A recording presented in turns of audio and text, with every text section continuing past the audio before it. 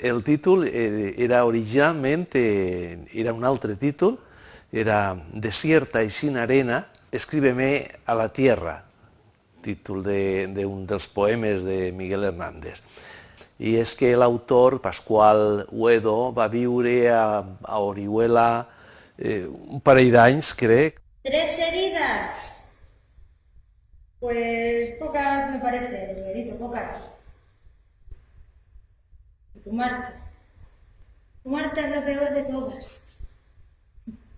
Porque te marchaste, sí. Ya antes en la vida te marchaste. Y ahora me dejas también en la muerte. I ell tenia ganes de fer una obra però que no fora sobre Miguel Hernández, i en este cas la dona, la vídua de Miguel Hernández, li donava plena justificació. I ahí apareix el motiu per el qual fa una obra sobre Josefina Manresa, que és la vídua de Miguel Hernández. No podías evitar la llamada de la poesía, la intelectualidad. Rosales, Neruda, Lorca, Alexandre. Y claro, tú tenías que unirte a ese elenco. Y Hernández. De fet, no seria tant la història de Miguel Hernández a través de la dona, sinó la història de la dona a través d'ella mateixa. No, tenías que meterte también hasta las trancas en los grupos políticos. Dios, piénsalo de verdad, Miguel, ¿qué nos han dado a nosotros los políticos? Sí, llámame mujer de pueblo, sin ambiciones tal vez, llámame costurera, labradora, llámame conformista, pero llámame, háblame, por Dios! Però bàsicament seria la història de Josefina, és a dir, com veu ella, com pateix ella, perquè ella... Això no sols que és una... com seria, una celebració de lo bé que ho ha fet el meu home, sinó és que el meu home ha estat un cabró també, o sigui, ahí on ho veus, no? I a mi m'ha passat això i allò, i per culpa... I tot i així, perquè l'he estimat i és un acte d'amor, jo vaig a dur a terme este llegat que m'ha deixat. No, el señor poeta tenía que ser laureado, el escritor tenía que ser reconocido, el intelectual debía ser venerado. De eso soy. Sombra con sombra. Si me muero, que me muera. Con la cabeza bien alta. Ser la dipositària del llegat de Miguel Hernández, de desafiar el status quo i atrevir-se pues, a potenciar y a guardar y a promoure este llegat. Me han aconsejado que destruya tus cartas, que puede que vengan a por ellas, a secuestrarlas, y que prohibirán tus libros.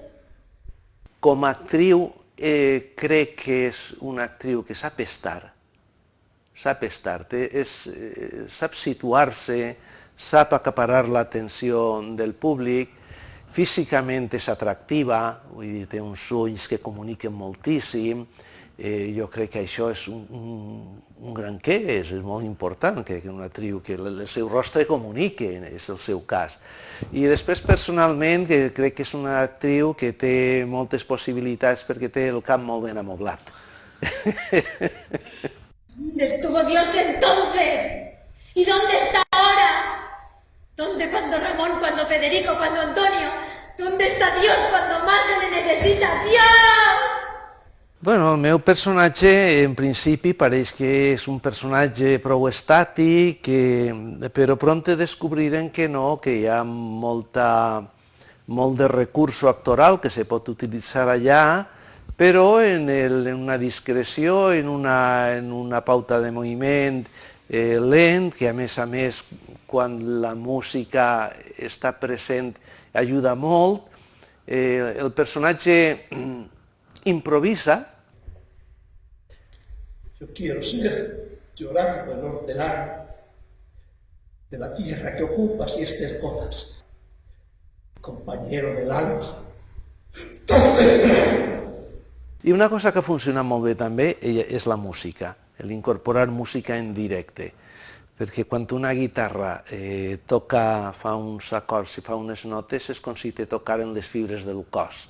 Cuando a la soledad de estos ríos va a olvidar tu ausencia inolvidable. Al menos un poquito que es por nada. Vuelven mis pensamientos a sus niños. És important rescatar a aquestes persones perquè a més és de justícia, perquè la història s'ha escrit d'una manera sesgada i ha que donar-li les dimensions que li corresponen. I les dimensions que li corresponen, les dones tenen un paper que no se pot soslayar. Està ahí, jo crec que és important, és necessari. Tus cartas son un ritmo que me trastorna.